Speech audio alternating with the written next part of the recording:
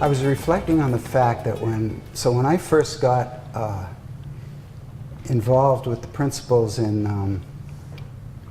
1991, there were about this many people in the room over the whole world, about this many people in the room, and half of them kind of like always followed Sid around. So, what is happening here? It's all that energy. Yeah, that's right. Okay, so I'm really thrilled to be doing this talk with Elsie. We were reflecting on the fact that over all these years we have never spoken together. That's what we said. Yeah, can't believe it. So, yeah, I just thought of the fact that the VIVA event is this size, the size that was pretty much the whole world of the three principles when I got involved with it. And of course, when Elsie got involved with it, it was just her.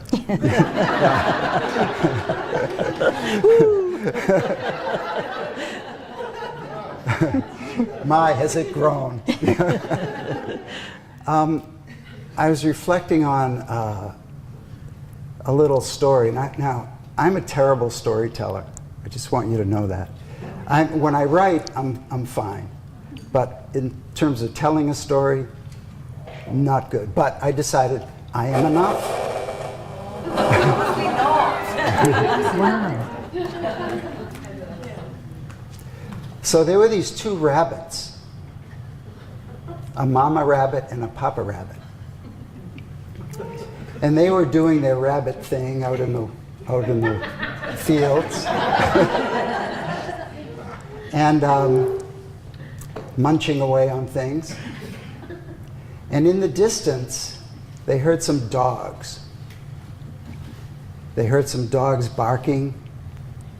And they thought, well, the barking dogs are really far away from them. They can go back to munching. So they did.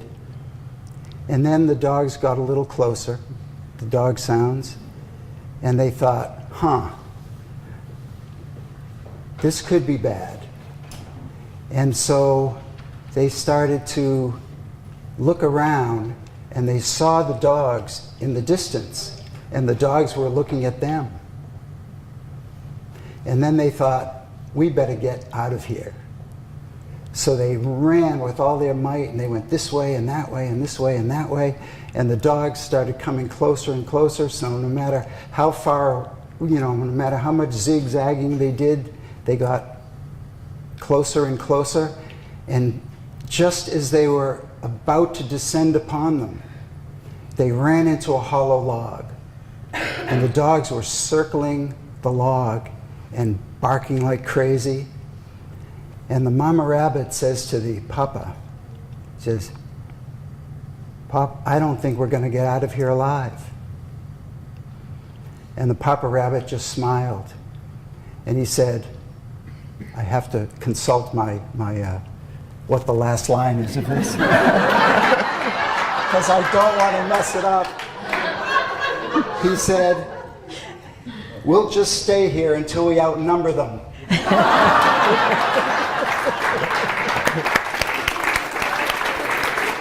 That's us with the three principles.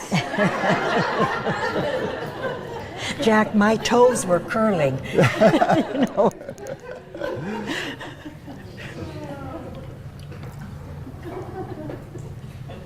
So, reflecting on the topic, you are enough. When we work with people, there are these presenting problems, and then there are underlying problems. Things that people don't really know that they think in the back of their mind. And that's mostly what gets to people, And I think, from my experience, of all of the underlying problems that I hear from people, the most prevalent is, I'm not good enough. So I'm wondering if you would indulge me for a moment. Everybody close their eyes for a moment. All right. And with your eyes closed, just raise your hand if you have thoughts about, I'm not good enough. Thank you. Well, I want to tell you, it was most of the people in this room. Now that's really amazing, isn't it? How not alone we are with thoughts of I'm not good enough. And I know, speaking for myself, I grew up with in a very loving family. And yet, my mother expected perfection. And if I didn't do something good enough, she would get so disappointed in me.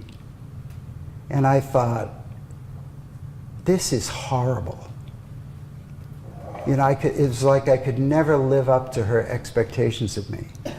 So I kind of carried I'm not good enough into a lot of things in my life. And one of the places I carried them into was my relationships. And even when I started learning the principles, I would, like the rest of my life, would look really beautiful. And I would not get my ego caught too often. And I would not go into fear that often. But when it came to relationships, I would go into ego and fear a lot. And in reflecting on it, I realized it was all about not good enough getting hooked in.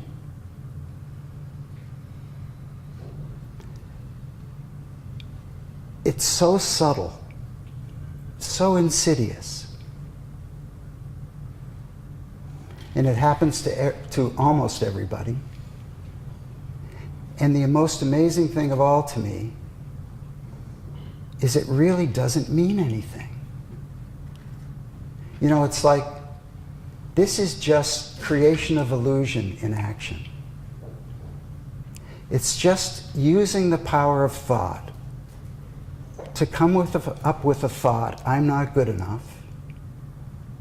And consciousness picks that up, sends it through the senses, so we really feel it deep in our bones. And it's just one of all kinds of possibilities of how one could think about themselves. Like on the range of levels of consciousness, it's just something down here that we pick. There are all these other possibilities that exist at the same time. And when we get caught in it, if we really know deep down in our souls that it's only us making it up and it doesn't really mean anything, at that moment that we have a thought like that, we are free. Because people who go through their lives thinking, I'm not good enough thoughts, no matter how many times they think those thoughts, they're only thinking those thoughts in a moment. And when they're not thinking those thoughts, they are good enough. I think that's all I want to say. That's beautiful, Jack.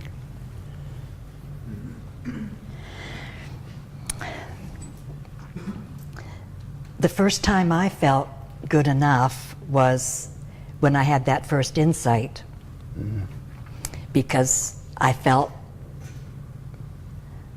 the wisdom manifesting inside of myself, which was evidence that indeed I was good enough, as we all are. And that's one thing that really struck me about this incredible event, is that the feelings have been so powerful, the insights have been so powerful. In our last reflection group, as people were sharing their stories of something new that had occurred to them, the room just filled. It was like almost overflowing. And Sue said when she walked up and she was even just standing outside the door, she could feel that feeling of us all experiencing our we're good enough. And at the same time, I hear sometimes people say, like, I don't want to leave here because I'm in such a beautiful feeling. I'm like in this bubble of love. And you're in the bubble of love because you're love. I forget who it was that said, maybe it was Lise that said in the nature of love, when you and Amanda were doing the nature of love, something like that, and it was about insight, and somebody was wondering, like, how do we gain more insight? And you came up with, we are insight. And the whole room just stilled with that knowledge. We are insight. We are good enough. And I love for you all to embrace that more. That when you go home in your bubble of love, like what Gabriella said this morning, how she's noticing more. And she goes out into her garden and she's in the moment in her garden. Like, that's living in our bubble, living in our wisdom, living in our divinity, living in our spiritual heritage. It's not just when we come to these events, beautiful as they are, the catalyst that they are, but how could you feel the feeling here if you already weren't that bubble of love? That's our evidence. And the more we see that, and the more we honor that, the more we live in that bubble of love. It's the same with our true nature and consciousness and thought and mind.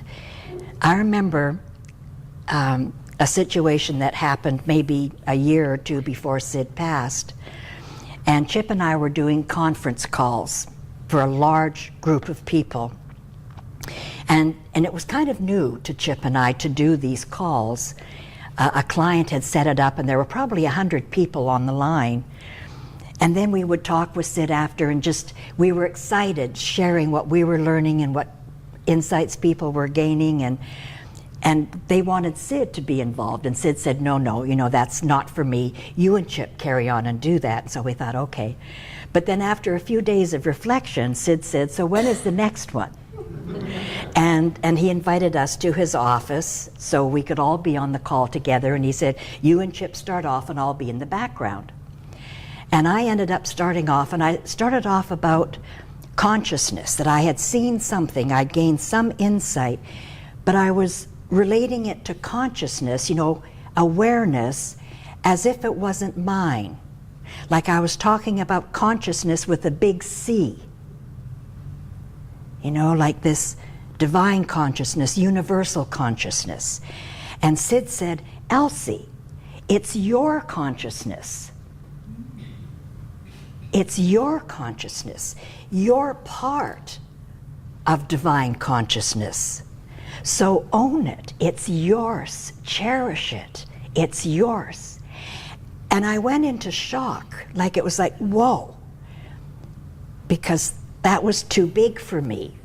That was too big to say, like, I'm mind, consciousness, and thought too. I have that divinity inside of me too. And if that's so, what I see now is, how can we not be good enough? How can we not have the answers inside of us? How can we not feel what we feel here, and even more in our home, in our garden? Wherever we are, flying on the plane, where you're in that bubble, how can we not feel that? And so when Sid said that to me, in such an adamant voice, your consciousness, it's your consciousness that shifted. It's your true nature. It's like, whoa. And then he said, carry on. It's like, over to you, Chip. I couldn't say anything more. But it lingered with me, and it's lingered with me to this day, where more and more I've started to see that we are that divine source, not with arrogance, as I used to think Sid was when he was talking about, we're all one and we're God, we have God inside of us. That used to just scare the living daylights out of me, because God to me was such an outside-in thing. Mm-hmm. And to even consider that I had any part of it in me was just too much. And now it's like, that's my comfort. That's my home. And so wherever I go, I feel at home, because I take it with me. You take it with you. That's why we can make connections so much easier now than we used to, because our connection is us. And it's so visible. The love is so visible, that people come in off the streets. People just are drawn to that love in us. So when we see that, how can we think, I'm not good enough? And when is enough enough? I'm going to say this with respect, that sometimes, enough is enough. And you don't want to keep going to more and more and more trainings, right? Because you want to leave space for you. And I know on one hand it's lovely, there were people at my event in London, there were people at Jack's event, and there are people here. And it's like you're overflowing with this wealth of information. When is it enough? With all due respect and with love, when is it enough for you to say, me too? Me too. What have I got? What's new in me that didn't come from here? What's new to me when I'm looking at the new growth on the cherry tree? That young woman that sat in one of our breakout sessions that said something about the supportive space. That's us. We're our supportive space. And I know how seductive it is to keep going to all these enriching events. Me too. When we, as Jack said, when the first conferences or the first events that Sid did, we just followed him around everywhere. And finally he'd say, you again? You're here again? Go home. Just live. And I remember one time he was off to Vancouver again, and I'm on the island, and he said, Elsie, just go home. Be with your husband, be with your family. Just go home. Live it. Stop talking about it. Live it. If that's the only thing, honestly, that I can convey in my sharing in this last session, it's that you're more than enough We're all more than enough. And the best way you will help the world is by acknowledging that in yourself, by honoring that in yourself, and then that is going to ripple out to the world like you wouldn't believe.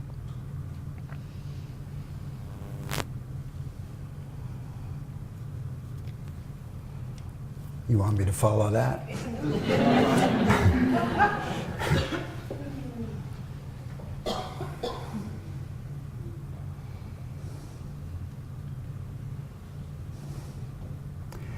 When I first started teaching the principles, I was all alone in Vermont in prevention. Dickon Bettinger was, had an operation going on the other side of the state from where I was, but he was just doing, counseling and therapy at the time. And I was doing prevention. I did not know what I was doing. And I just decided that since this was, since I am so excited about this, I'm just gonna try. I'm just gonna jump in and do it the best that I could and see what happens. And at first, my enthusiasm got me by. And people picked up a certain feeling about it. And I really didn't think that I was enough, but I did it and discovered, much to my amazement, that I was. And then, as the years went by, I remember thinking, I am able to do this the way that I do it. And then somebody came up with rigor in like describing the concepts that were supposed to describe the principles in a very clear and precise manner. And I got completely confused. I suddenly thought, I am not good enough anymore, because I wasn't doing it the way that they did it. And once I caught on to the fact that there is no way to do it, the only way to do it is what we see for ourselves in our own hearts. The feeling that we have within us is the feeling that comes out to other people. That's enough. And always in my so-called trainings since then, I've always attempted to help people see that what they have inside of them is just as much or more than I have inside of me. And when we sit down with another person or sit in front of a group like this, what do we have? What we know. What we know, what we feel. And that's what comes out to other people. And that is so enough. Yeah.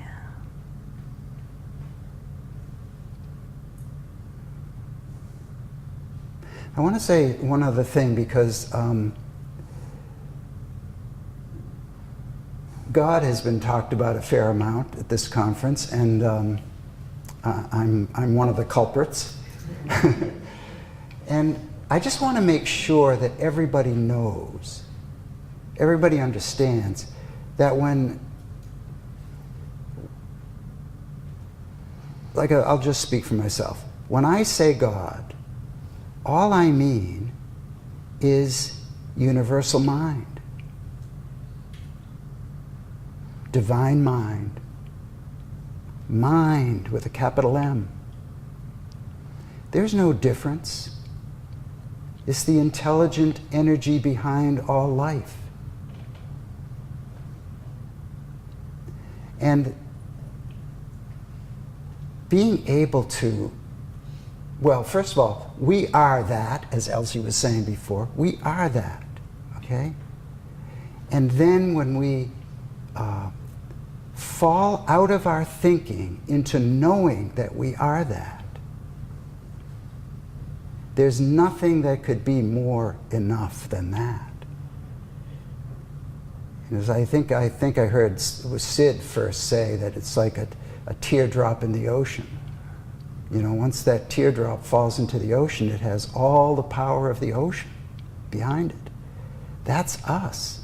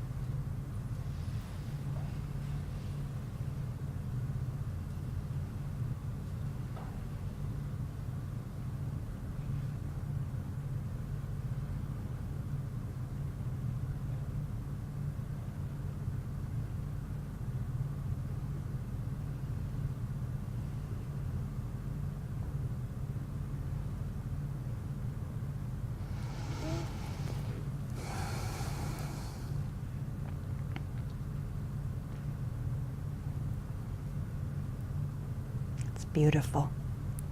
I love when this silence unfolds like this. I just love it. It's such a gift, isn't it? It's the manifestation of all our souls. And I love how we learn from each other. I've learned so much, you know, hearing all the different speakers and sitting in the breakout sessions, and I've been particularly struck by the so-called newer practitioners from an old-timer, at your originality, you know, how you share your depth and the feeling that accompanies depth.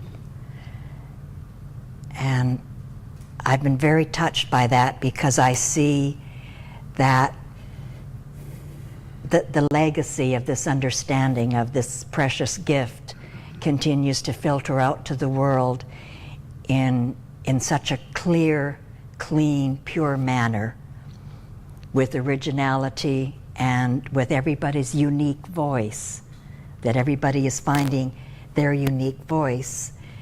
And what's so interesting about that is everybody has their own unique voice to share what's real to them, and yet it's all the same. You know, the underlying message is always the same, even though it's said in an original way that is meaningful to each of us. And that's really interesting, that we can have one source underlying all of our unique voices and all of our unique original way of voicing what is real to us. And how powerful just one insight can be. Like, that was all I had when I first started to share this.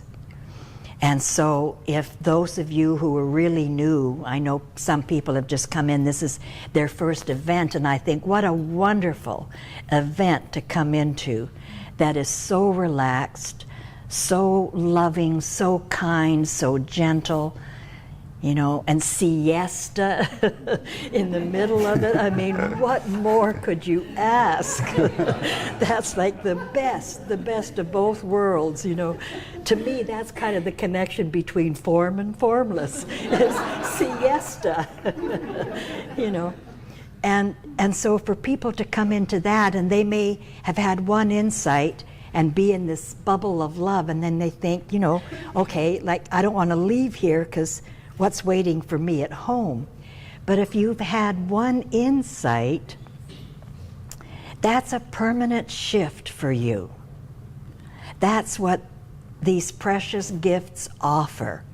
One insight is permanent. You'll never lose it. Even though, again, sometimes it may get clouded up by our personal thinking, insight lasts forever. And that one insight I had, thought creates feeling, right? I mean, you've all had that insight one way or another, however it's come to you. It still had legs 38 years later. Some of you will have heard this story. Will you permit me to share it again for some of the new people? When I had that first insight, thought creates feeling, I realized sort of after the fact that that was the principle of thought that Sid was sharing with Ken and I. And that's all I got, you know, that's all I got. I got the feeling of I'm enough. I got the feeling of I'm worthy for the first time. I got the feeling of there is purpose to life. But I didn't know that mind and consciousness were in unison bringing that insight to me until 38 years later.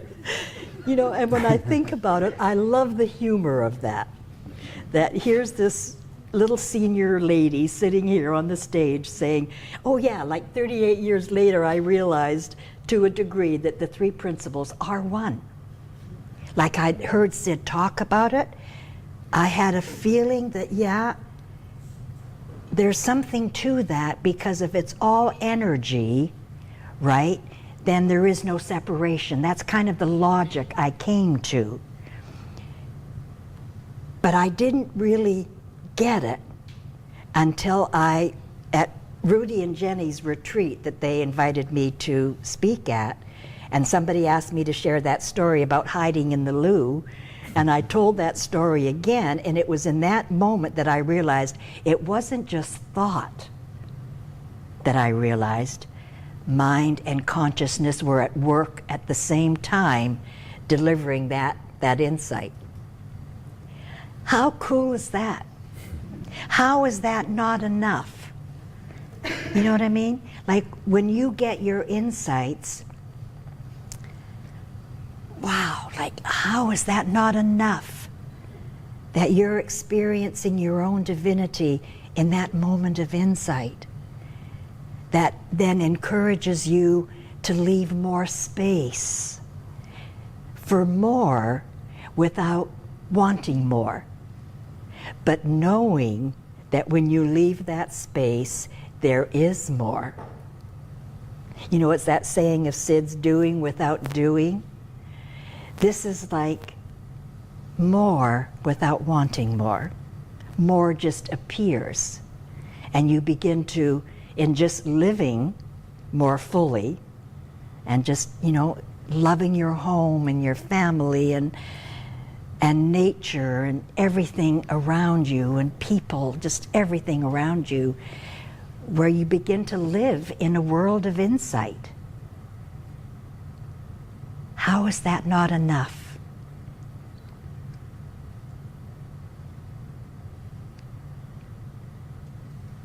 I remember a client who has become a dear friend came to me in London during the break. And it wasn't easy finding breaks, right, with 1,000 people, Jack. Mm-hmm. And he came up to me, and I could see that emotionally he was really moved. And he said, could I just take you off into a corner here? And I said, yes. And we sat down, and he could barely speak. He was just so full. And he said, I've just realized I'm enough. I swear. He said, I just realized I'm enough. and he wept. Because, like all of us, he had thought he wasn't enough. Mm-hmm. And that realization changed his life again. He's written a book, he started his own business, and he certainly found his voice.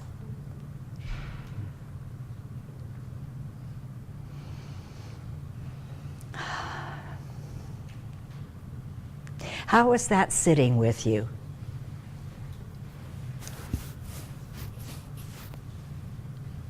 That, makes sense to you, the feeling of I'm enough, I'm more than enough? Yeah.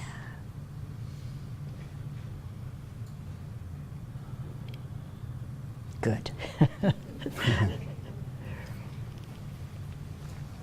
And even if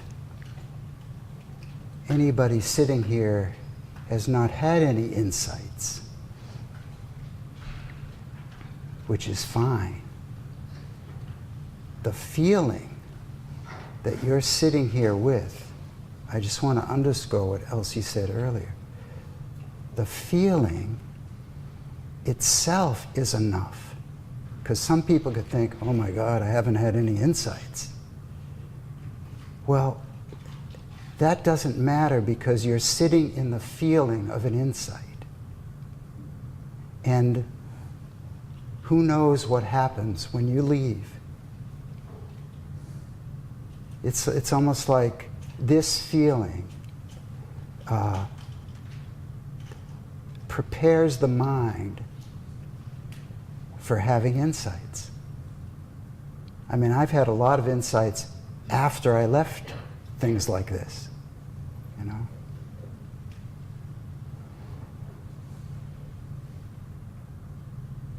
The feeling itself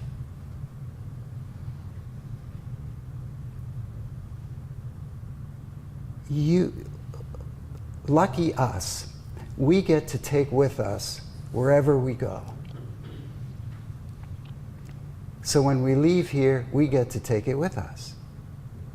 And the only way that we can forget the feeling that we have now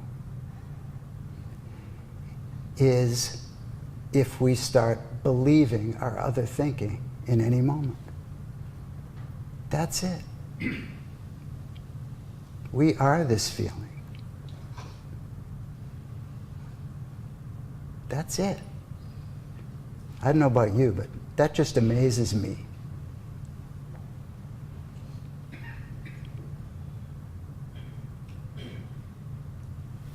I'm running out of things to say. Yeah. Something struck me when you said that, Jack, that the more we do live in that feeling, the less I'm interested in my thinking or anybody else's thinking. Mm-hmm. That's true. And I really, really love that. That so often when I talk with people, they're so wise, and they see, when Gabriella was talking about seeing this morning, and they will say to me, like, I see that my thinking, that I'm into my thinking about my relationship or about my work or about money, but it's not really helping me because they're focused on their thinking rather than their seeing. Mm-hmm.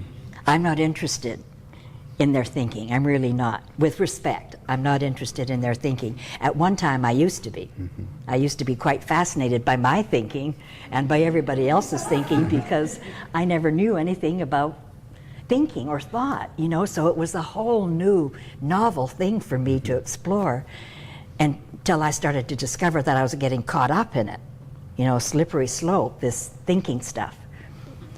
And then I became aware of the seeing bit and how powerful seeing is, that's enough. And again, I remember Sid saying to me about the nature. He said it's fine and well to talk about what the principles do. how thought creates reality, and consciousness is awareness, and mind is where wisdom comes from, and the energy behind life and all that. But it's the nature of the principles. That's where the gold is. Well, what's the nature? What does that mean? And he said, so just, see what comes to you. And I said, I don't know, Sid. I don't know what that means. I don't know how I could talk about the nature of the principles or of life, or, what does that mean? Nature to me was the greenery outside, the trees and the bushes, And he said, well, try and tell me what it means to you. I can't. The only thing I can say is when you talk about it, I get a sense of it. And I think Rudy talked about the majesty several times in his talk, the majesty. And that's the sense I got of our true nature, or the true nature of the principles, is the majesty of it. But it was only a sense of it, right? That's as far as I could go. He said, that's good enough. That's good enough. If you've got a sense of our true nature and of the true nature of life, that's a degree of knowing. Not belief. It's a degree of knowing, true knowledge. And I felt that, like I felt the truth of that. But I still didn't know what to do with it, right? So at that point, it's like I felt it, but it wasn't quite good enough. I didn't feel equipped to that. Now what? A couple of days later, I get a call from a regular client who was a VP of operations of a big organization, and he was really upset. They were going through a lot of separations, having to let people go, employees go, as they were downsizing their company. And he said, Elsie, I'm really upset. He said, I know it's my thinking about what's going on, but he said, right now, that's not good enough. That's not helping me. What else do you have in your bag of tricks? Well, the only thing I could pull out was, and I couldn't say anything about it, so I said to him, so, well, if I say to you, what comes to mind for you when I say, what's the nature of the principles and of life? And there's this pause, a very meaty pause. And then he comes back and he said, it feels spiritual to me. Now this is a VP of operations. We've never talked spiritual before. We've talked pretty deep, but we've never talked about the nature of the principles, because I didn't know what to do, what to say. And I've never really talked spiritual, very little. And he came up with that. And it just elevated our whole conversation in that hour-long engagement. By the time we got off, I felt like I was floating, and he told me the same thing, and he went back into his work with just a total different state of mind in how to deal with the issues that were facing him and his company. And so did I. And I loved that because I learned from him. And that started my journey in being able to share a little more from that experience about the nature of the principles. And that if you just get a sense of what that is, you get a feeling of the truth of it, that's good enough. And I love that. Like, in what other educational process can you go, right? Like if you went to a university and you were studying theories of math, and they said, if you just get a sense of this, that's good enough. I don't think that would be the way it unfolded. But with this understanding, that's the way it goes. If you get a sense of the truth behind it, it doesn't matter if you don't understand it. And that's the other thing for those of you that are really new to this. It doesn't matter if you don't understand this. You still benefit by it. And I don't think there's anything else in the world that you don't have to understand the system or the workings of it in order to benefit by it. And that's more than good enough. I can say something to that. I've heard a lot of people say, I don't know whether I know enough to be a coach of somebody or to teach. And just think about this for a second. All we have to do is sit with someone in love, get out of the picture in our own minds, and it's healing. That's enough. It's all we have to do. We don't have to convey stuff about how the principles work. That will happen naturally when it comes to us about something that needs to be said about it in the moment. I know for myself, once I caught on to that, it was very, very comforting. Very, very comforting, because I didn't really have to do anything. And I just want to say, in terms of what Elsie was saying before, that the research bears out what she's saying. You know, it's like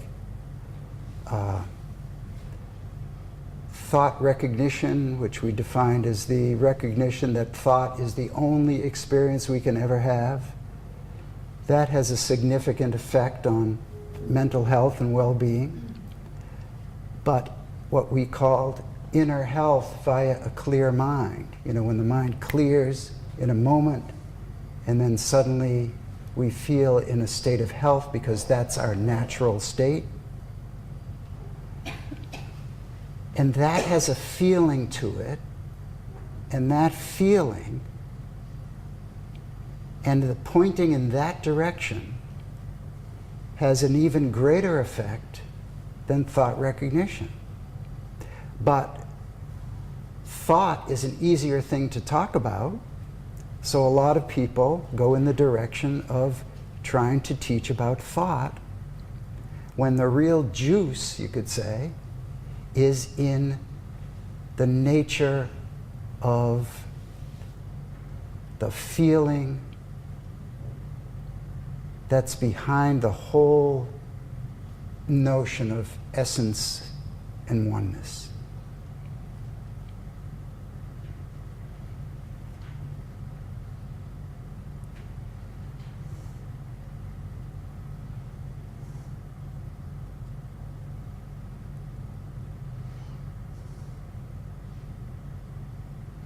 That feeling is more than enough. That's lovely. I think we're done. Yeah. Thank you.